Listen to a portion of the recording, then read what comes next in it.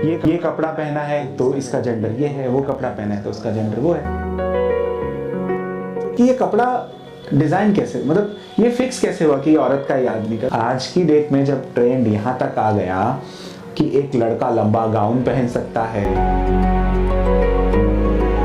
तो दिमाग है मेरा जेंडर, शरीर नहीं है मेरा जेंडर।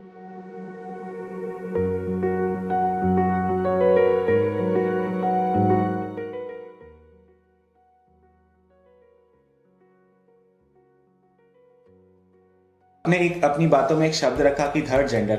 अब मेरा मानना यह है कि अगर आप ये डिफाइन करते हैं कि हम थर्ड जेंडर हैं, मतलब एक इंसान जिसका जेंडर उसके बायोलॉजिकल जेंडर से मैच नहीं होता है या उसका बिहेवियर उसके बायोलॉजिकल जेंडर से थोड़ा अलग है, तो आप उसको थर्ड जेंडर बोलते हैं। तो फर्स्ट और सेकंड जेंडर है कौन?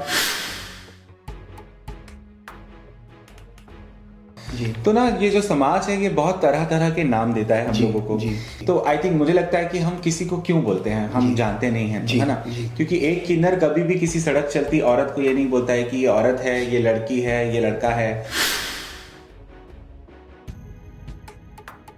मगर ट्रांसजेंडर, सिर्फ ट्रांसजेंडर कहना भी सही नहीं है।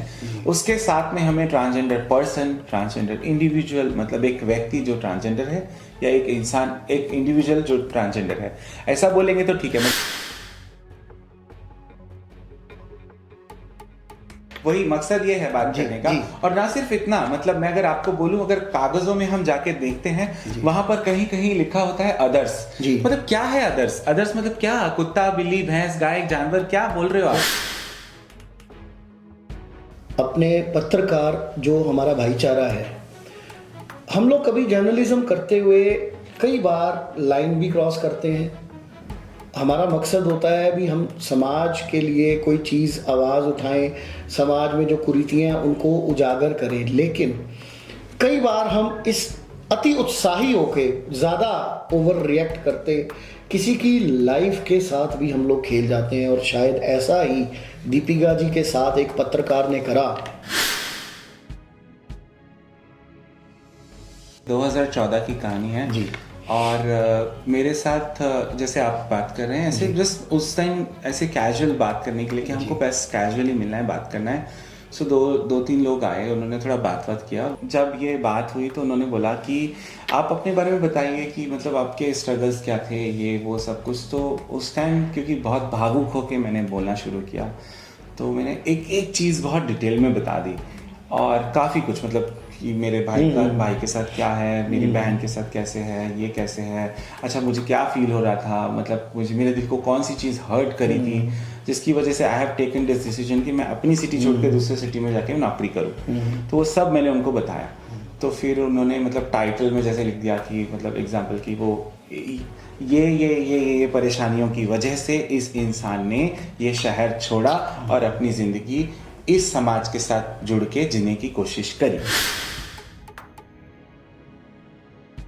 तो आपने वो लिख दिया पूरा लंबा आर्टिकल, और मुझे मालूम नहीं, एक पूरा पेज लगभग भर गया है उससे। कहीं पे आपकी उसमें सहमति या परमिशन नहीं, और मुझसे ये भी नहीं बोला कि ये सिर्फ एक नहीं, आर्टिकल के लिए नहीं ले 8 अखबार में जाएगा कि अच्छा, एक बंदे ने या 2 बंदों ने करा और 8 अखबारों में छपवा दिया। अब वो मेरे लिए तो बहुत तकलीफ वाली बात हो गई। तो एक दिन एक जगह बैठ के बस आई वॉज क्राइंग कि मुझे कोई नौकरी ढंग की क्यों नहीं मिलती और सब जगह मेरे साथ ऐसा ही क्यों होता है।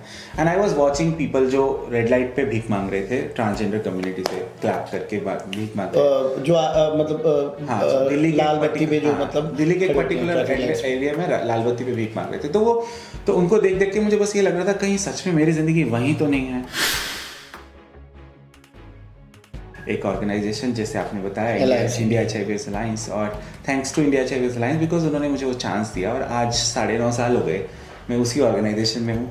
मतलब अब आप सोचिए कि वो पहले क्यों हुआ जो 4 महीने में जॉब छूटी, और आज ऐसा क्या है 9.5 साल हो गए। और कहाँ पे 4 महीने, 5 महीने, 6 महीने, है ना। ट्रांसजेंडर, थर्ड जेंडर, ये ਜਿਹੜੇ शब्द है ये सुनते ही हर आदमी के मन दे विच एक इदां दी तस्वीर आंदी है कि वो इस विषय के उपर या इस शब्द नूं भी बोलना ठीक नहीं समझते शायद। ਸਾਡਾ ਜਿਹੜਾ ਸਮਾਜ ਹੈ ਉਸ ਸਮਾਜ ਦੇ ਵਿੱਚ ਇੱਕ ਇਹੀ ਇੱਕ ਕਮਿਊਨਿਟੀ ਹੈ ਜਿਹਨੂੰ ਕਿ ਬਹੁਤ ਹੀ ਡਿਫਰੈਂਟ ਨਿਗਾਹ ਦੇ ਨਾਲ ਦੇਖਿਆ ਜਾਂਦਾ ਹੈ। ਹਾਲਾਂਕਿ ਅਸੀਂ ਹੁਣ ਜਿਸ ਸਦੀ ਦੇ ਵਿੱਚ ਜਿੰਦੇ ਪਏ ਹਾਂ, ਇਸ ਸਦੀ ਦੇ ਵਿੱਚ ਇਹ ਗੱਲਾਂ ਹੁਣ ਬਹੁਤ ਬੇਮਾਨੀ ਹੋ ਗਈਆਂ, ਪਰ ਯੁਗਾਂ ਯੁਗਾਂ ਤੋਂ ਇੱਕ ਟਰਾਂਸਜੈਂਡਰ ਕਮਿਊਨਿਟੀ ਇੱਕ ਇਹੋ ਜਿਹੀ ਕਮਿਊਨਿਟੀ ਹੈ ਜਿਹਨੂੰ ਹਮੇਸ਼ਾ ਸਮਾਜ ਤੋਂ ਇੱਕ ਅਲੱਗਾ ਰੱਖਿਆ ਗਿਆ ਹੈ। ਇੱਦਾਂ ਲੱਗਦਾ ਹੈ ਵੀ ਜਿੱਦਾਂ ਇਹ ਇੱਕ ਅਛੂਤ ਗਿਣਿਆ ਜਾਂਦਾ ਇਹਨਾਂ ਨੂੰ, ਜਦ ਕਿ ਅੱਜ ਦੇ ਸਮੇਂ ਦੇ ਵਿੱਚ ਟਰਾਂਸਜੈਂਡਰ ਜਿਹੜੇ ਲੋਕ ਹੈਗੇ ਨੇ, ਜਿਹੜੇ ਸਾਡੇ ਭਰਾ ਹੈਗੇ ਨੇ, ਜਿਹੜੇ ਇਹ ਸਾਡੇ ਸਾਥੀ ਹੈਗੇ ਨੇ, ਇਹ ਸਮਾਜ ਦੇ ਵਿੱਚ ਕਈ ਜਗ੍ਹਾ ਦੇ ਉੱਪਰ ਅਗਰ ਆਪਾਂ ਗੱਲ ਕਰੀਏ, ਅਗਰ ਇੰਡੀਆ ਦੀ ਜਾਂ ਇੰਡੀਆ ਤੋਂ ਬਾਹਰ ਬਹੁਤ ਅੱਛੀ ਪੋਜੀਸ਼ਨਸ ਤੇ ਵੀ ਬੈਠੇ ਨੇ। ਸਰਕਾਰ ਵੱਲੋਂ ਵੀ ਇਸ ਗੱਲ ਨੂੰ ਮਾਨਤਾ ਦਿੱਤੀ ਗਈ ਹੈ ਵੀ ਟਰਾਂਸਜੈਂਡਰ ਕਮਿਊਨਿਟੀ ਨੂੰ ਇਕੁਅਲ ਰਾਈਟ ਮਿਲਣਾ ਚਾਹੀਦਾ ਹੈ, ਇਹਨਾਂ ਨੂੰ ਹਰ ਤਰ੍ਹਾਂ ਦਾ ਜਿਹੜਾ ਸੰਵਿਧਾਨਿਕ ਅਧਿਕਾਰ ਹੈ ਦਿੱਤਾ ਜਾਏ। ਬਾਵਜੂਦ ਇਸ ਦੇ ਸਮਾਜ ਦੇ ਵਿੱਚ ਇਹਨਾਂ ਨੂੰ ਇਹਨਾਂ ਦੀ ਬਣਦੀ ਜਗ੍ਹਾ ਜਿਹੜੀ ਹੈ ਹਾਲੀ ਵੀ ਨਹੀਂ ਦਿੱਤੀ ਜਾ ਰਹੀ।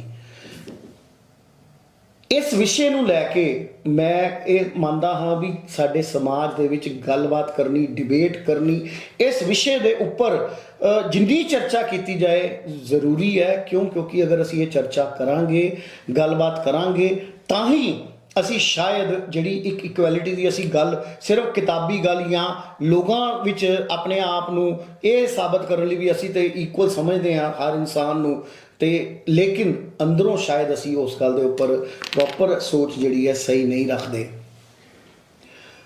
ਹੌਟ ਨਿਊਜ਼ ਇੰਡੀਆ ਵੱਲੋਂ ਇੱਕ ਖਾਸ ਉਪਰਾਲਾ ਕੀਤਾ ਗਿਆ ਹੈ, ਇੱਕ ਮੁਹਿੰਮ, ਮੈਂ ਤਾਂ ਕਹੂੰਗਾ ਜੀ ਮੁਹਿੰਮ, ਕੈਂਪੇਨ ਜਿਹੜਾ ਸਟਾਰਟ ਕੀਤਾ ਜਾ ਰਿਹਾ ਹੈ। ਔਰ ਸਾਡੀ ਖੁਸ਼ਕਿਸਮਤੀ ਹੈ ਅੱਜ ਦਿੱਲੀ ਤੋਂ ਅਲਾਇੰਸ ਇੰਡੀਆ ਦੇ ਇੱਕ ਜਿਹੜੇ ਬੜੇ senior activist, trans activist Deepika ਜੀ ਅੱਜ ਸਾਡੇ ਸਟੂਡੀਓ 'ਚ ਖਾਸ ਤੌਰ 'ਤੇ ਅੱਜ ਆਏ ਨੇ, ਔਰ ਅੱਜ ਅਸੀਂ ਇਹਨਾਂ ਦੇ ਨਾਲ ਹੀ ਇਸ ਜਿਹੜੀ ਕੈਂਪੇਨ ਦੀ ਮੁਹਿੰਮ ਦੀ ਸ਼ੁਰੂਆਤ ਕਰਨ ਜਾ ਰਹੇ ਹਾਂ ਅਨਹਰਡ ਵੌਇਸ ਦੇ ਨਾਮ ਦੇ ਖਾਸ ਕਾਰਜਕ੍ਰਮ ਦੇ ਵਿੱਚ। ਔਰ ਇਹ ਜਿਹੜੀ ਮੁਹਿੰਮ ਹੈ ਇਸ ਦੇ ਵਿੱਚ ਅਲਾਇੰਸ ਇੰਡੀਆ ਔਰ ਪੰਜਾਬ ਦੀ ਸ਼ਾਨ ਫਾਊਂਡੇਸ਼ਨ ਮੋਢੇ ਨਾਲ ਮੋਢਾ ਮਿਲਾ ਕੇ ਹੌਟ ਨਿਊਜ਼ ਇੰਡੀਆ ਦੇ ਨਾਲ ਚੱਲ ਰਹੇ ਨੇ। ਔਰ ਅਸੀਂ ਇਹ ਜਿਹੜੀ ਅਨਸੁਣੀ ਆਵਾਜ਼ ਹੈ ਅਸੀਂ ਆਵਾਮ ਦੇ ਇੱਕ ਇੱਕ ਬੰਦੇ ਤੱਕ ਇਹ ਪਹੁੰਚਾਵਾਂਗੇ, ਸਰਕਾਰ ਤੱਕ ਪਹੁੰਚਾਵਾਂਗੇ।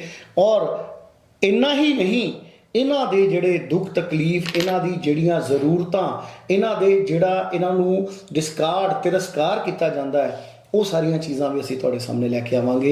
मैं बहुत बहुत स्वागत करता हूँ जी दीपिका जी आपका हॉट न्यूज़ इंडिया पे। पहले तो आप बड़े लंबे समय से ट्रांस एक्टिविस्ट हैं और अपनी कम्युनिटी के लिए बहुत ज़्यादा काम कर रहे हैं। तो पहले तो मैं जानना चाहूँगा, ये जो एक थर्ड जेंडर वर्ड है, थर्ड जेंडर, ट्रांसजेंडर ये कहा जाता है, और जो समानता का अधिकार है जो हमारे भारत में भी शायद 2014 के आसपास जो शायद ये दिया गया है, उसको लेके मैं चाहता हूँ आप थोड़ा मतलब दर्शकों को कुछ बताएं, सो दैट ये जो अनसुनी आवाज़ है सुनी जा सके। ठीक है, so thank you so much, thanks to all of you. और आपने बहुत अच्छे से बताया कि हम सभी लोगों के जो पहले आपने बताया कि बहुत सारे नाम हैं, तो ना ये जो समाज है ये बहुत तरह तरह के नाम देता है हम लोगों को। तो एक तो है कुछ नाम जो जैसे मतलब बिना जाने बिना समझे हम किसी को बोल देते हैं यार ये तो हिजड़ा है ना, ये तो मतलब किन्नर है, तो ये इस तरह से बोलते हैं। तो आई थिंक मुझे लगता है कि हम किसी को क्यों बोलते हैं, हम जानते नहीं हैं, है ना। क्योंकि एक किन्नर कभी भी किसी सड़क चलती औरत को ये नहीं बोलता है कि ये औरत है, ये लड़की है, ये लड़का है, क्योंकि हम उस बात को लेकर डिस्क्रिमिनेट नहीं करते किसी को, मगर हमें हर वक्त किया जाता है। दूसरी बात है कि आपने एक अपनी बातों में एक शब्द रखा कि थर्ड जेंडर। अब मेरा मानना यह है कि अगर आप ये डिफाइन करते हैं कि हम थर्ड जेंडर हैं, मतलब एक इंसान जिसका जेंडर उसके बायोलॉजिकल जेंडर से मैच नहीं होता है या उसका बिहेवियर उसके बायोलॉजिकल जेंडर से थोड़ा अलग है, तो आप उसको थर्ड जेंडर बोलते हैं। तो फर्स्ट और सेकंड जेंडर है कौन, ये हम नहीं जानते जी, तो आप थर्ड कैसे बोल रहे हैं। मेरा कहना यह है कि आप कानून की किताब को पढ़ेंगे या फिर ट्रांसजेंडर के बारे में स्टडी करेंगे तो एक बहुत क्लियर, अभी मैंने शब्द खुद ही बोल दिया जी, तो एक इंसान जिस जेंडर में पैदा हुआ, जो बचपन में जब वो पैदा हुआ है जी, और जब वो बढ़ रहा है, उस बढ़ते हुए समय में 15-18 साल, 20 साल, 25 साल के एज में जाके उसको ये रियलाइज होता है कि जिस जेंडर में मेरा जन्म हुआ, मतलब मेरा जन्म अगर लड़के के तौर पे हुआ है और मैं लड़की के जैसी फीलिंग रखता हूँ या रखती हूँ, तो शायद कहीं ना कहीं मैं अपने जेंडर को ट्रांसफॉर्म कर रही हूँ यहाँ से यहाँ। तो जब मैंने यहाँ से यहाँ ट्रांसफॉर्म किया है या यहाँ से यहाँ, मतलब मेल से फीमेल की तरफ किया है या फीमेल से मेल की तरफ किया है, अल्टीमेटली मैंने जेंडर को ट्रांसफॉर्म किया है। तो एक करेक्ट जो वर्ड आता है वो ट्रांसजेंडर शब्द है जी। मगर ट्रांसजेंडर सिर्फ ट्रांसजेंडर कहना भी सही नहीं है, उसके साथ में हमें ट्रांसजेंडर पर्सन, ट्रांसजेंडर इंडिविजुअल, मतलब एक व्यक्ति जो ट्रांसजेंडर है या एक इंसान, एक इंडिविजुअल जो ट्रांसजेंडर है, ऐसा बोलेंगे तो ठीक है। मतलब मुझे कोई बोले सेंटिमेंट्स हर्ट करने जैसा अगर कोई सामने से बोले कि ये ट्रांसजेंडर है, ट्रांसजेंडर मतलब क्या बोल रहे हो आप? ट्रांसजेंडर पर्सन है, मतलब एक व्यक्ति जो ट्रांसजेंडर है, तो एक रिस्पेक्टफुल। मैं आपको टोक रहा हूँ, माफ कीजिएगा, लेकिन दोस्तों नोट कीजिए दीपिका जी की इस बात को। हम जाने अनजाने सामने वाले व्यक्ति को बोल देते हैं ये तो ट्रांसजेंडर है, ये थर्ड जेंडर है। पहले तो थर्ड जेंडर बोलना गलत है, और अगर ट्रांसजेंडर बोल रहे हैं, कम से कम उस एक वर्ड की, उस व्यक्ति की जो डिग्निटी है उसको हम चोट ना पहुंचाएं। और ट्रांसजेंडर पर्सन, ट्रांसजेंडर इंडिविजुअल, कम से कम इन शब्दों से तो संबोधित करें, नहीं तो कहीं ना कहीं औरों की तरह हम भी इनके साथ नाइंसाफी करेंगे। तो ये बहुत अच्छी बात दीपिका जी ने कही है, और मैं चाहता हूं ये बात जो आपने कही है लोग इसको इंप्लीमेंट भी करें। राइट, वही मकसद ये है बात करने का। और ना सिर्फ इतना, मतलब मैं अगर आपको बोलूं, अगर कागजों में हम जाके देखते हैं, वहां पर कहीं कहीं लिखा होता है अदर्स। मतलब क्या है अदर्स? अदर्स मतलब क्या? कुत्ता, बिल्ली, भैंस, गाय, जानवर, क्या बोल रहे हो आप? दिल को लगती वो चीज। तो ये अदर्स क्या है? मतलब अदर्स, अदर्स से पता चल रहा है कि आपने एक्सक्लूड कर दिया, तो ये अपने आप में डिस्क्रिमिनेशन, सोसाइटी में है ही नहीं, एग्जिस्ट नहीं करते हैं जैसे, तो अदर्स भी नहीं बोलना चाहिए। तो आई थिंक ये सब चीजें जैसे आपने बोला है, मेरा भी वही सबसे रिक्वेस्ट है कि आगे से समाज इसको अपनाए, समझे और तब जाके बोले। मतलब हम किसी से भी जब बात करते हैं थोड़ा सोच समझने के बाद बात करते हैं। तो मेरी यही दरख्वास्त है आपके जरिए और इस पूरे समाज से कि कोशिश ये करें कि आप थोड़ा उस बारे में जानें, या फिर मैं कहूँ कि ट्रांसजेंडर छोड़ दीजिए, फॉरगेट। अगर आप सामने खड़े हैं और या फिर कोई औरत एक सामने खड़ी है, तो मैं उनको बोलने से पहले अगर मैं उनको पूछूं कि मैं अगर आपको भैया बोलूं तो आपको ठीक लगेगा, या मैं आपको अंकल बोलूं तो आपको ठीक लगेगा, या मैं आपका नाम लेके बोलूं तो ठीक लगेगा, तो उनको जो ठीक लगेगा, अगर वही मैंने बोला तो उनको ठीक लगेगा, तो वो खुश होंगे। और अगर मैंने सामने से जाके बोलिए कि भैया, तो नहीं मुझे भैया मत बोलो, मैं तो आपके पापा की उम्र का हूँ, है ना। तो ये चीजें ही जो होती हैं, ये हमारे भारतीय संस्कार हैं जी। लेकिन कहीं ना कहीं हम शायद भूल रहे हैं, ये सब छूट रहा है। तो मुझे लगता है हमको ये पूछना चाहिए कि आप क्या कंफर्ट फील करते हैं। अगर मैं आपको बोला हूं तो कोई ट्रांसजेंडर शायद उसको कंफर्ट हो कि आप उसको भैया बोल दो, तो ठीक है भैया बोल दो, दीदी बोलो तो दीदी बोल दो, क्या फर्क है जी। दीपिका जी, जब आपने ये एनजीओ स्टार्ट, उसका हिस्सा बने, उससे पहले आपकी जिंदगी में कुछ ऐसा टर्निंग पॉइंट या कुछ ऐसी घटना आई जिसने आपका दिल चीर के रख दिया और आपको लगा भी नहीं, अब इस कम्युनिटी के लिए मेरे को खड़े होना है, मेरे को इस कम्युनिटी के लिए कुछ करना है, ताकि जो मेरे साथ हुआ है वैसा दूसरों के साथ ना हो पाए। अगर ऐसा कोई किस्सा आप हमारे साथ शेयर कर सकें तो बहुत अच्छा रहेगा। देखिए, ये दिल को छू जाने वाली बात होती है एक्चुअली, और ये दिल को कहीं ना कहीं तकलीफ दी है, बट आज स्माइल है फेस पे, मगर उस टाइम पे आंसू थे और रोना और डिप्रेशन और टेंशन, सिर्फ इतना था। तो मैंने 10th 12th में जब पढ़ाई शुरू की, मतलब पढ़ाई तो बहुत पहले से शुरू की, बट 10th 12th में ये हुआ मेरे साथ, क्योंकि कि जो ट्रांसजेंडर समाज के जो लोग थे, किन्नर लोग, वो मुझे बुलाते थे कि आओ इधर आओ इधर आओ। तो हमने जाके बात किया, फिर जब उनसे बात किया तो उनको लगा कि मतलब मेरी एक जॉब है, तो फिर उन्होंने बहुत अप्रिशिएट किया कि आप तो बहुत अच्छा काम करते हो, ये तो बहुत अच्छी बात है, आप और पढ़ना चाहते हो? मैंने बोला हाँ। अरे वाह, आप पढ़ना, लेकिन जब भी आपके परिवार वाले और समाज वाले कुछ परेशानी देंगे ना, कुछ तकलीफ होगी, तो हमारे पास आना, हम आपकी मदद करेंगे। तो ये एक चीज़ मेरे को उस वक्त बहुत टच हुई थी, मतलब एक सपोर्ट जो एक्चुअल सोसाइटी की तरफ से। हाँ, तो मुझे मेरी कम्युनिटी, क्योंकि वो समझ गए थे और उन्होंने मुझे उसी वक्त बता दिया था कि तुम्हारे जो चाल चलन और बोलने चालने का तरीका हमें पता है, तुम क्या हो, तो लेकिन हमें मालूम है, उन्होंने ये नहीं मुझे बोला कि तुम हमारे जैसे हो, उन्होंने बोला कि मुझे ये मालूम है लेकिन तुमको कहीं ना कहीं भविष्य में तकलीफ होगी, जब भी हो ना आप हमको याद पर एक तरह से उन्होंने आपको अपना लिया था, अपना लिया था, ठीक है। तो उन्होंने सामने से बोला कि तुम हमारे बच्चे हो, तुम हमारे बेटे हो, तुम हमारे बच्चे हो, तुमको जो खाना है पीना है जो चाहिए हमसे आके बात करना। तो वो एक पहली बात थी जो मेरे दिमाग में टिक टिक टिक टिक बजती थी, क्योंकि मुझे फील होता था कि मैं भी वही हूँ, मगर मैंने कभी सोचा नहीं। मगर और जब उन्होंने भी मुझे बोला तब भी मैंने नहीं सोचा, मगर मुझे ये था कि देखो उन्होंने समझ लिया, मुझे पहचान लिया।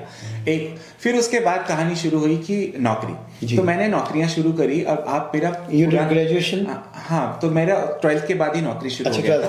तो नौकरी शुरू होके फिर क्या हुआ कि मैंने देखेंगे आप मेरा रिज्यूम, तो 4 महीने, 5 महीने, 3 महीने, 6 महीने, 8 महीने मैक्सिमम करके मैंने हर जगह जॉब छोड़ी है। लगातार 5 जॉब छोड़ी, कंसिस्टेंसी नहीं थी नौकरी में।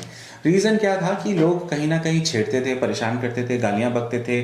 कभी ऐसा भी हुआ है, एक बहुत नोन इंस्टीट्यूशन में मुझे जॉब मिला और वहाँ टॉयलेट वॉशरूम में मुझे बंद करके भाग जाते थे स्टाफ लोग। टॉयलेट में बंद ही करते थे, लॉक लगा देते थे बाहर से, कि मतलब जस्ट टू टीज यू। हाँ, जस्ट टू टीज मी। और उसके बाद क्या होता था कि जैसे स्कूल लाइफ में होता था कि मतलब कपड़े उतार के देखते हैं, लड़का है लड़की है, हिजड़ा है, क्या हिजड़े होते कैसे, मतलब बच्चे, हाँ, मतलब जो आपके साथ बच्चे पढ़ते थे 6th क्लास में, 6th क्लास वाले बच्चे ऐसी हरकत करते थे। और फटे हुए कपड़े लेके घर जाना पड़ता था क्योंकि वो छेड़छाड़ करते थे। नहीं मतलब तब जो स्कूल के टीचर्स थे, जो बच्चों, ऐसे बच्चों के जो पेरेंट्स थे, उन्होंने कभी नहीं ये सोचा भी एक छोटा बच्चा है, चाहे वो उसका जेंडर क्या है क्या नहीं है। छठी के बच्चे को तो खुद ही इतना ज्यादा समझ नहीं होती है कि मैं क्या हूँ, क्योंकि वो सीख के तो कहीं से कुछ आया नहीं। बिल्कुल, अभी तो पढ़ रहा है, बच्चा है। तो किसी ने कोशिश नहीं करी भी ये गलत हो रहा है। नहीं। सो आपको मैं बताऊं क्या होता था कि यूजुअली एक स्कूल के, गवर्नमेंट स्कूल, सारे बच्चे बाहर निकले जी। अब बाहर निकल के दरवाजे के बाहर निकलते मुझे घेर लिया बच्चों ने, 25 बच्चों ने घेर लिया। अब उन्होंने ऐसा किया, अब मैं किसको बोलूं, अंदर टीचर के पास जाऊं, टीचर तो पहले ही चले गए जी, ठीक है, घर ही जाना है फिर लास्ट ऑप्शन ना। तो फिर शर्ट फट गई है, कभी पैंट का बेल्ट टूट गया है, कभी कुछ, तो मुझे ऐसे घर जाना, मतलब ऐसे बहुत बार ऐसे तो मतलब अंदर, मतलब घर जाते हुए तो फिर बहुत मतलब अजीब लगता होगा, रात को नींद आ जाती थी। वही तो आई एम टेलिंग यू कि आप सोचो कि वो जिंदगी मेरी बहुत जहन्नुम लगती थी मुझे। आई एम टेलिंग यू, शब्द ये था कि जहन्नुम लगती थी। और आप YouTube पे जाके देखिए, मेरा एक वीडियो है, मेरा रंग करके एक YouTube चैनल उन्होंने बनाया था, तो उसमें आप देखेंगे ना, मैंने बहुत क्लियर सब कुछ बताया कि मतलब I have attempted suicide 6 times at the age of 12 years, 13 years, 14 years, just because of TV। 6 बार 12 साल की उम्र में आपने कोशिश करी अपनी जीवन लीला समाप्त करने की, और सुन के ही रोंगटे खड़े हो जाते हैं। एक 12 साल का बच्चा, उसके मन में ऐसा विचार 1 बार नहीं, 2 बार नहीं, 3 बार नहीं, 4 बार नहीं, 6 बार आना भी मैं अपना जीवन जो है वो खत्म कर दूं, तो मतलब कितना ट्रॉमा, कितना वो, मतलब आपने वो प्रेशर जो आपके ऊपर था, या मैं कहूँगा भी आपने वो, तो जहन्नुमी शब्द मेरे हिसाब से बहुत छोटा शब्द है। क्योंकि देखिए टीचर समझ नहीं रहे थे, वॉशरूम जाना मेरा मुश्किल था, तो वही वॉशरूम वाली बात ही मुझे बोलनी थी पहले जब जॉब की बात थी, कि इसीलिए वॉशरूम में वहाँ भी मेरे साथ वैसे ही हुआ। फिर मेरे साथ कई जगह मैनेजर्स या बाकी जो को वर्कर्स थे, उन्होंने मेरे साथ सेक्सुअल असॉल्ट करने का कोशिश किया। Then finally I decided to move, तो बार बार छोड़ दिया। तो एक दिन एक जगह बैठ के बस आई वॉज क्राइंग कि मुझे कोई नौकरी ढंग की क्यों नहीं मिलती, और सब जगह मेरे साथ ऐसा ही क्यों होता है। And I was watching people जो रेड लाइट पे भीख मांग रहे थे, ट्रांसजेंडर कम्युनिटी से क्लैप करके भीख मांग रहे, जो मतलब हाँ, दिल्ली लाल बत्ती पे, जो मतलब दिल्ली के एक पर्टिकुलर एरिया में लाल बत्ती पे भीख मांग रहे थे। तो उनको देख देख के मुझे बस ये लग रहा था कहीं सच में मेरी जिंदगी वही तो नहीं है। मतलब आपको अपने आप को, मतलब आप खुद को उनमें देख रहे थे। हाँ, मुझे लग रहा था कहीं मेरी जिंदगी वही तो नहीं, क्योंकि हर एक इंसान ने ना मुझे शुरू से वही बोला है, तू छक्का है, तू छक्का है, तू हिजड़ा है, तू छक्का है, ये वर्ड थे। तो मुझे लग रहा था कि कहीं मेरी जिंदगी वही तो नहीं है कि मुझे रेड लाइट मांगनी है, ऐसा ही सब जिंदगी जीनी है, क्योंकि यहाँ नौकरी में तो मेरे को लोग जीने ही नहीं दे रहे हैं, बार बार परेशान करते हैं। देन ऑल ऑफ सडन भगवान, कहते हैं ना खुदा कहीं ना कहीं होता है, तो एक इंसान आया, उसने आके मुझे बोला कि एक NGO है, तू वहाँ चल, वहाँ पर बहुत लोग आते हैं ऐसे। तो मैंने बोला चलो चलते हैं। एक दिन बड़ा अच्छा लगा, बैठ के बड़ा सुकून मिला, मतलब आई वॉज क्राइंग, उन्होंने मुझे समझाया बात। वहाँ पे किसी ने आपको बुलिंग नहीं करी? कुछ नहीं, आ जाओ, बैठो, चाय पियो, इतना आराम से बात करना है ना, और मतलब कि अगर आपका रोने का दिल है तो सामने से कोई गले लगा के कि हाँ रो लो थोड़ी देर, फिर बात करते हैं, तो फिर पानी देना, फिर ये सब। तो मैंने इस तरह से तो मुझे आज तक किसी ने ट्रीट नहीं किया है, ये तो बहुत अच्छी जगह है। फिर अगले दिन मैंने उनको बोला कि कोई नौकरी है, तो उन्होंने बोला कि नौकरी है। तो नौकरी का उन्होंने बोला इमीडिएटली जैसे ही, तो मैंने एक NGO से बात करके कि चलो यहाँ पे नौकरी है, तो वहाँ मैंने नौकरी शुरू की। तो फिर वो जब मैंने नौकरी शुरू की तो मुझे लगा ये तो बहुत अच्छा प्लेस है, अब इसमें ग्रो करना है। तो फिर मैंने उनके फॉर्मेट्स, डॉक्यूमेंट्स, काम, स्टडी, ये वो सब चीज़ें पढ़ के समझ के मैंने अपने आप को और आगे लाने की कोशिश करी। तो मैंने that time I started work as voluntary. फिर उसके बाद फिर मैंने फील्ड ऑफिसर के तौर पे मैंने काम शुरू किया, और फिर धीरे धीरे फिर उसके बाद उसके एक लेवल के ऊपर पोजीशन होती है जिसमें डेटा एंट्री का काम होता है, फिर उसके ऊपर एक लेवल पोजीशन होती है जिसमें उस लेवल के ऑर्गेनाइजेशन में मैनेजर का पोजीशन होता है, फिर उसके ऊपर एक लेवल का पोजीशन जब मुझे स्टेट प्रोग्राम ऑफिसर का पोजीशन मिला, फिर उसके ऊपर एक स्टेट मैनेजर का पोजीशन मिला। अब मैं नेशनल प्रोग्राम ऑफिसर हूँ एक ऑर्गेनाइजेशन, जैसे आपने बताया, इंडिया HIV अलायंस। और thanks to India HIV alliance because उन्होंने मुझे वो चांस दिया, और आज 9.5 साल हो गए मैं उसी ऑर्गेनाइजेशन में हूँ। मतलब अब आप सोचिए कि वो पहले क्यों हुआ जो 4 महीने में जॉब छूटी, और आज ऐसा क्या है 9.5 साल हो गए। और कहाँ पे 4 महीने, 5 महीने, 6 महीने, है ना। तो आई थिंक मेरा कहना है कि मतलब बहुत बार मेरे रिलेटिव्स और ये वो सब पूछते हैं कि ऐसा क्या, तो आप समझो कि क्या कुछ तो ऐसा होगा जिसकी वजह से वो 4 महीने में जॉब छोड़ने वाला इंसान आज 9.5 साल के बाद भी छोड़ना ही नहीं चाहता है, अभी भी वही काम करना है।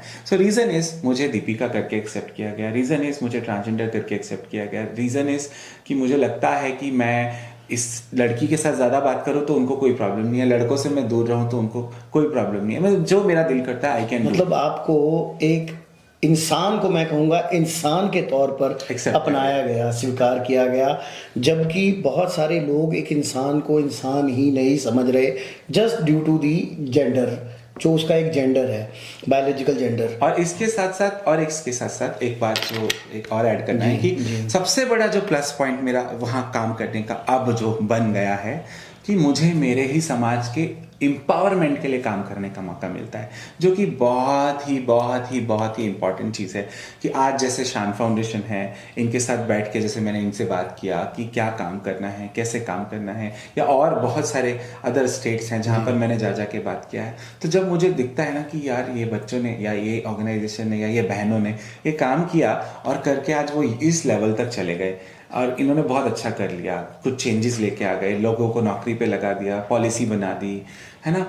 तो फिर मेरा दिल खुश हो जाता है कि मेरे दिल को सुकून मिल गया। मतलब अगर मेरे जीते जी 100 जिंदगी संवर गई तो ये तो मतलब समझो कि भगवान ने मुझे किसी मकसद से भेजा इस दुनिया में, मुझे वो लगता है। जी दीपिका जी, अगर आप इजाज़त दें तो एक पर्सनल क्वेश्चन आपसे पूछना चाहता हूँ ऑन कैमरा, क्योंकि जो बातें आपने कही हैं कहीं ना कहीं देखिए बिल्कुल आपके साथ बैठे हुए तो मेरे को तो जो कनेक्ट हो रहा है या जो मेरे को फील हो रहा है, मैं समझता हूँ जो लोग हमारा ये वीडियो देख रहे हैं उनको भी ये 110% मैं गारंटी लिख के देता हूँ फील होगा। आपकी फैमिली का, जब आप बचपन में जब 6ठी क्लास की आप बात कर रहे हो, उसके बाद में आपने पढ़ाई की, 12वीं तक पढ़ाई करी, अपने आप में एक बहुत बड़ी अचीवमेंट है। आपकी फैमिली का पर्सनल क्या मतलब रहा, अगर आप बताना चाहें तो खुल के, क्योंकि जब एक परिवार में हमारे जो आम हम जो लोग देखते हैं समाज में, पहले तो एक वो लड़का लड़की वाला ही, अभी तक आज भी हमारे देश में लड़का लड़की वाला ख़त्म नहीं हो रहा है। लड़की होती है तो माँ बाप को लगता है भी लड़की क्यों हो गई, जबकि आज के समय में लड़की जो है लड़कों से ज़्यादा माँ बाप की सेवा कर रही है, और ज़्यादा बढ़िया। लड़के हालांकि धोखा भी दे देते हैं, लेकिन समाज में कहीं ना कहीं लड़का लड़की ये एक जो एक वो बना हुआ है एक, ठीक है। तो अगर किसी को पेरेंट्स को पता लगता है भी हमारा जो बच्चा है वो ना लड़का है ना लड़की है, तो एक उनके अंदर एक अलग तरह की फीलिंग होती है, क्योंकि वो तो वही उनको महसूस क्या कर रहे हैं। तो आपके साथ कैसा ये रहा फैमिली का जो आपका सफ़र था उसमें? ओके, सो पहला एक बात कि आपने बोला 12th, मैं आपको बताऊं कि मैंने फिर जॉब करते करते साथ में मैंने पहले ग्रेजुएशन करी, अरे कमाल। उसके बाद मैंने फिर उसके बाद मैंने मास्टर ऑफ सोशल वर्क भी किया है, क्या बात है। पोस्ट ग्रेजुएशन भी कर लिया है। कि 6 क्लास या मतलब शुरू में ही जब मैंने थोड़ा बहुत इस तरह से डांस परफॉर्मेंस या ये सब शुरू किया था तो दे यूज्ड टू से कि क्या है, क्यों करते हो ये सब, अच्छा नहीं लगता है, ये तुम लड़के हो तो लड़कियों वाले काम क्यों कर रहे हो, लड़का है तो लड़के जैसा काम करे तो ठीक है, क्या मेहंदी लगाना, ये करना वो करना, अच्छी चीज़ें नहीं है, मत क्या करो। तो they used to say that. फिर जब मैंने अच्छा मुझे जॉब्स में जब ये कंसिस्टेंसी नहीं रह पा रही थी, प्रॉब्लम्स हो रही थी, तो तभी भी कभी ऐसा कोई बात नहीं किया उन लोगों ने, बट मैंने उनको बहुत बार हिंट दिया, परेशान करते हैं लोग तो मुझे नहीं करना है वहाँ पर, ये वो है।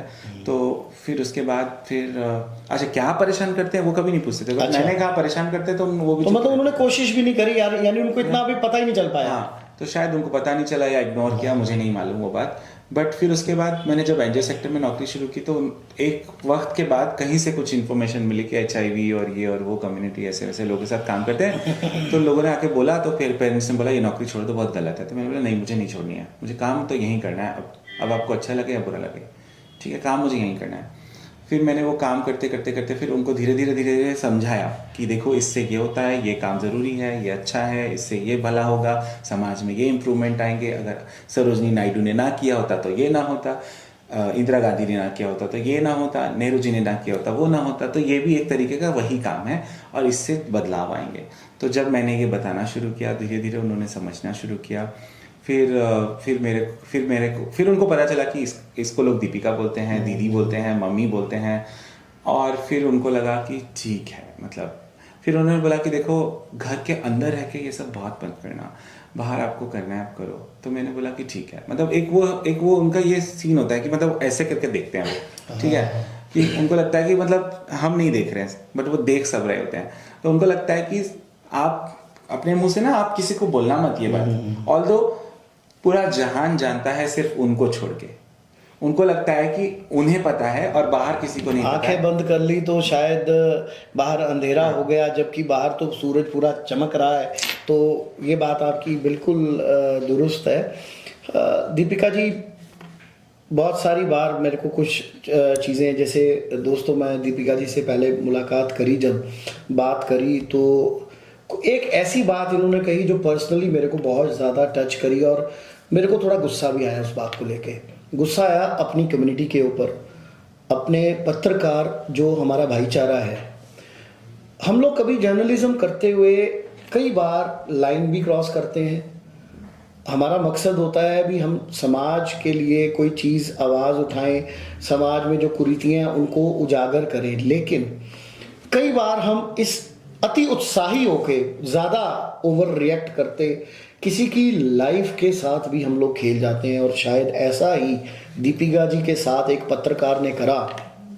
जब मैंने वो इंसिडेंट सुना तो मेरे को बहुत अपने आप पे शर्म महसूस हुई भी, यार ऐसे भी पत्रकार होते हैं क्या? हम लोग इस तरह से अगर करेंगे तो हमारी जो एक पत्रकारिता है, हमारा जो जर्नलिज्म शब्द है, कहीं ना कहीं उस पर भी तो धब्बा लग रहा है। तो मैं ज़रूर चाहूँगा आज इस प्लेटफॉर्म के ऊपर अनहर्ड वॉइस में आप इस इंसिडेंट को भी ज़रूर उजागर कीजिए, पब्लिक कीजिए, सो दैट पूरे भारत में जितने मेरे पत्रकार भाई इस इंटरव्यू को देखेंगे तो कृपया कर, कोई भी ट्रांसजेंडर पर्सन आपको नज़र आते हैं, कोई मिलते हैं, तो आप ऐसा मत कीजिए भी उनको आप ठेस पहुंचाएं, उनकी लाइफ को आप खराब करने में कुछ ऐसा काम गलती से कर जाएं जिसको लेकर आपको बाद में बहुत पछतावा हो। दीपिका जी, मैं चाहता हूं भी आप वो इंसिडेंट ब्रीफली थोड़ा जरूर बताइए, जो आपका बहुत बड़ा इंसिडेंट हुआ आपके साथ। ब्रीफ बात यह है कि 2014 की कहानी है जी। और मेरे साथ जैसे आप बात कर रहे हैं ऐसे जस्ट उस टाइम ऐसे कैजुअल बात करने के लिए कि हमको बस कैजुअली मिलना है, बात करना है। सो दो तीन लोग आए, उन्होंने थोड़ा बात किया और बोलते हम न्यूज़पेपर से हैं और हम नवभारत टाइम्स या जो भी एग्जाम्पल, उन्होंने अलग अलग न्यूज़पेपर्स के नाम, मतलब ये जस्ट मैंने एग्जाम्पल दिया, ये फेक नाम दिया है मैंने, बट वो कोई और एक न्यूज़पेपर, और जिन्होंने आके बस मुझसे बात किया और एक पर्टिकुलर सिटी, मतलब आई एम नॉट गोइंग, नहीं चलिए, हम शहर भी नहीं पूछते, अखबार भी नहीं पूछते, पत्रकार का नाम भी नहीं पूछते, क्योंकि जिसने वो किया उसको पता है। तो जब ये बात हुई तो उन्होंने बोला कि आप अपने बारे में बताइए कि मतलब आपके स्ट्रगल्स क्या थे, ये वो सब कुछ। तो उस टाइम क्योंकि बहुत भावुक होके मैंने बोलना शुरू किया, तो मैंने एक चीज़ बहुत डिटेल में बता दी। और काफ़ी कुछ, मतलब कि मेरे भाई के साथ क्या है, मेरी बहन के साथ कैसे है, ये कैसे है, अच्छा मुझे क्या फील हो रहा था, मतलब मुझे मेरे दिल को कौन सी चीज़ हर्ट करी थी जिसकी वजह से I have taken this decision कि मैं अपनी सिटी छोड़ के दूसरे सिटी में जाके नौकरी करूँ। तो वो सब मैंने उनको बताया। तो फिर उन्होंने मतलब टाइटल में जैसे लिख दिया कि मतलब एग्जाम्पल कि वो ये परेशानियों की वजह से इस इंसान ने ये शहर छोड़ा और अपनी ज़िंदगी इस समाज के साथ जुड़ के जीने की कोशिश करी।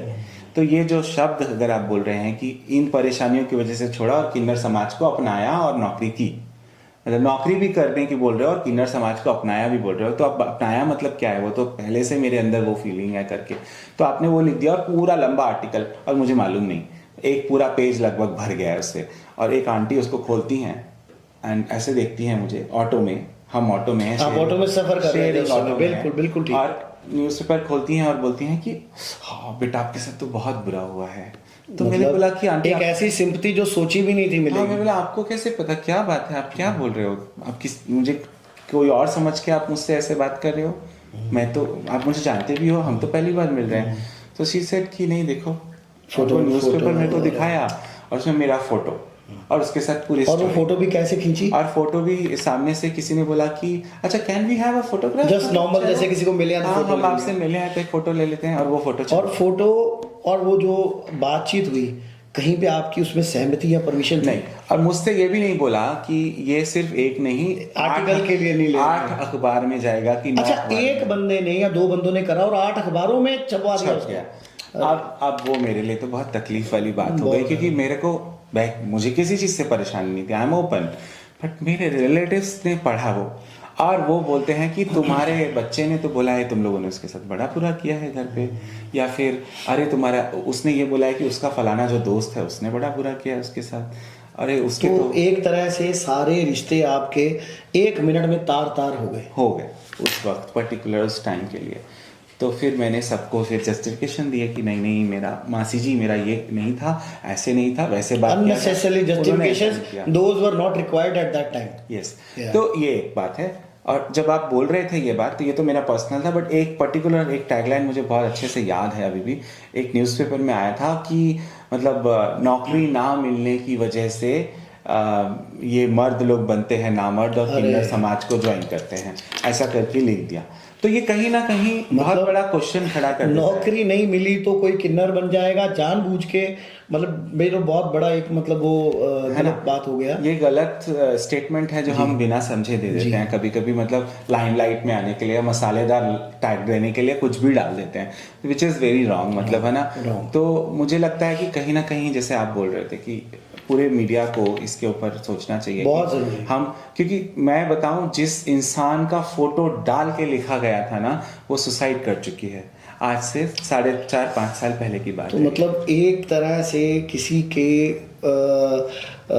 मौत के पीछे जो कारण है वो एक गलत मानसिकता वाली पत्रकारिता हो गई। पत्रकारिता कहें या फिर मैं कहूँ कि ये सिर्फ पत्रकारिता, छोटी सोच, ये एक सिर्फ मानसिकता की बात है जो हमने बात किया कि मतलब मैं अगर सड़क चलते राह चलते किसी इंसान को कह दूं, या मेरी गली में रहने वाले किसी इंसान को कह दूं, या फिर मेरे रिलेशन में किसी को कह दूं, और वो उसको इस तरह हर्ट कर जाए कि वो ऐसा उसका जीवन ही चला जाए, तो उसका ऐसी बात कहने का मतलब कोई तुक ही नहीं बनता, हक भी नहीं है, हक भी नहीं है किसी को, बिल्कुल हक नहीं है। देखिए आज अगर हम बात कर रहे हैं तो मेरा ये कहीं पे भी किसी किताब में मेरे को, किसी कानून ने, किसी लॉ ने मेरे को हक नहीं दिया, इजाज़त नहीं दी भी मैं अपने साथ बैठे हुए व्यक्ति का इस तरह से मतलब उसको मैं नीचा दिखाऊं या ऐसा कुछ अपने बातों में, शब्दों में कह जाऊं जो उनको अंदर से चीर दे और उसके बाद में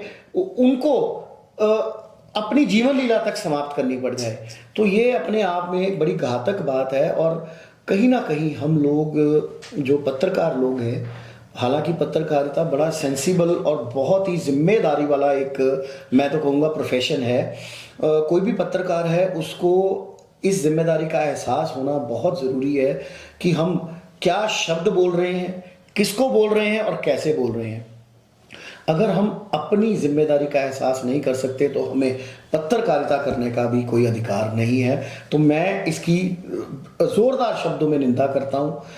और एक विनती भी करता हूँ, जो हमारे पत्रकार भाई हैं, आप ऐसी चीज़ों से बचें, ताकि एक इंसान को कम से कम इंसान होने का जो अधिकार जो दिया है हमारे परमपिता परमेश्वर ने, हमारे कानून ने, हमारे संविधान ने, वो हम ना उनसे छीने। दीपिका जी, अंत में अगर आप कोई हमारे जो एक प्रयास हम करने जा रहे हैं आपकी फाउंडेशन और शान फाउंडेशन के साथ मिलके, अनहर्ड वॉइस, अनसुनी आवाज़, उसको लेके अगर आप हमारे दर्शकों को या अपनी कम्युनिटी को या जो दूसरे समाज के जो सफ़ेद पोश लोग हैं, so called white collar people, आप कोई एक छोटा सा संदेश उनको देना चाहें तो बहुत अच्छा रहेगा।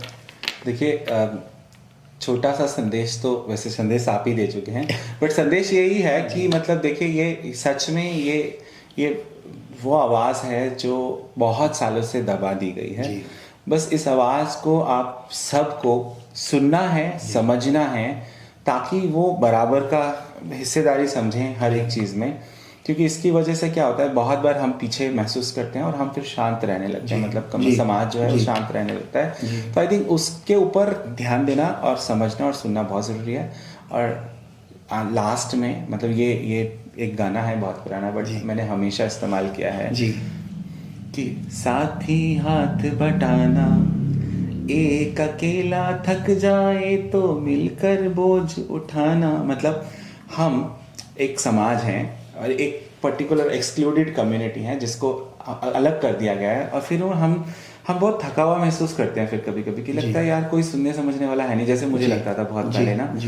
तो अब क्योंकि मुझे मेरा वो ग्रुप, वो सर्कल मिल गया, तो मुझे बहुत खुशी होती है। तो मुझे लगता है कि कहीं ना कहीं जो बच्चे हैं, आज की जनरेशन है नए, उन्हें वो सपोर्ट सिस्टम दिलाइए। मतलब अगर आपको लगता है पंजाब में कहीं पे भी अगर कोई भी कम्युनिटी का बच्चा अगर आप लोगों की नज़र में है समाज में और वो परेशान है, तो प्लीज़ शान फाउंडेशन को कांटेक्ट कीजिए जो यहाँ पर हैं, और वो मेरा समाज से और सभी लोगों से मेरी यही गुजारिश है कि आप, जैसे हमको एक्सक्लूड लग रहा था और डिस्क्रिमिनेटेड लग रहा था, तो जैसे वो जो बच्चे हैं जो समाज में आपके सामने नज़र आते हैं, आज नई जनरेशन जिनको लगता है कि उनका कोई सपोर्ट सिस्टम नहीं है, तो आप पंजाब में शान फाउंडेशन और सर के साथ हॉट न्यूज़ इंडिया जो चैनल है, यहाँ पे कांटेक्ट करके आप लोग पंजाब में अगर है तो स्पेसिफिकली आप लोग उन बच्चों को सपोर्ट करने के लिए इन लोगों से कनेक्ट कर सकते हैं। और अगर आप और बाहर कहीं हैं, आप चाहें तो अलायंस इंडिया करके जब गूगल करते हैं इंडिया HIV अलायंस, वहाँ पर एक कॉन्टैक्ट नंबर आता है, वहाँ कॉल करके भी बात कर सकते हैं मुझसे और इन सब इश्यूज़ पे। तो आई थिंक ये सब जो सपोर्ट सिस्टम है वो क्रिएट करना बहुत ज़रूरी है। और फैमिली जब सपोर्ट करने लगती है तो हम लोगों को कभी ये नहीं लगता है कि, क्योंकि जो मैंने बहुत अच्छे से देखा है, ये मेरा अपना एक्सपीरियंस है, कि जिस इंसान ने तरक्की की है वो तभी की है जब उसके परिवार ने कहीं ना कहीं सपोर्ट उसका किया, तभी हो पाता है, वरना नहीं हो पाता है। फिर वो क्योंकि छुप छुप के रहना पड़ता है ना, तो अब हम तरक्की पे नहीं जा पाते हैं। दीपिका जी, मैं तहे दिल से आपका आभार प्रकट करता हूँ। क्योंकि इतने थोड़े समय में आपने इतनी अच्छी बातें जो करी हैं, अगर ये अनहर्ड वॉइस, अनकही आवाज़ वाकई में कहीं आपके दिल को छू रही है, तो प्लीज़ प्लीज़ प्लीज़ आप इस नोबल कॉज में, इस एक ऐसा कॉज है, कहीं ना कहीं हम इस पहलू पे बात करते हुए भी शर्म महसूस करते हैं, लेकिन शर्म की कोई बात नहीं है। आप खुल के इस टॉपिक पे डिस्कस कीजिए।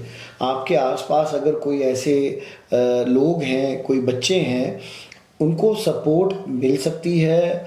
दीपिका जी के फाउंडेशन और शान फाउंडेशन पंजाब में जो दीप चाहत चला रहे हैं, तो मेरी आप लोगों से हाथ जोड़ के विनती है, आप हमारे साथ संपर्क कीजिए। हम आपकी जो बनती मदद है हम करेंगे। और कहीं ना कहीं आप अगर इस विषय पे आप 1% भी सपोर्ट करेंगे तो 99% सपोर्ट ऑलरेडी आपके लिए पहले से ही तैयार है। और दोस्तों, ये पहला जो स्टेप था, हमारा आगाज था अनहर्ड वॉइस का। आज का पहला एपिसोड जो हमने खास तौर से दिल्ली से आए दीपिका जी के साथ जो शूट करा है, ये अभी एक शुरुआत है। शुरुआत के लिए पहला कदम है। हमें अभी मंजिल तो बहुत दूर है, अभी हमें बहुत सारा आगे चलना है।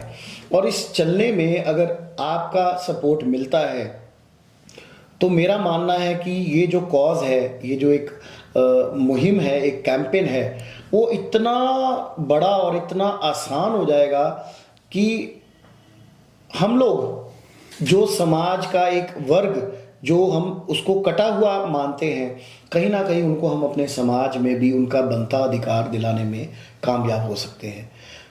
अनहर्ड वॉइस का पहला एपिसोड अगर आपको अच्छा लगा है तो हमें मैक्सिमम लाइक्स दीजिए, शेयर दीजिए, कमेंट कीजिए।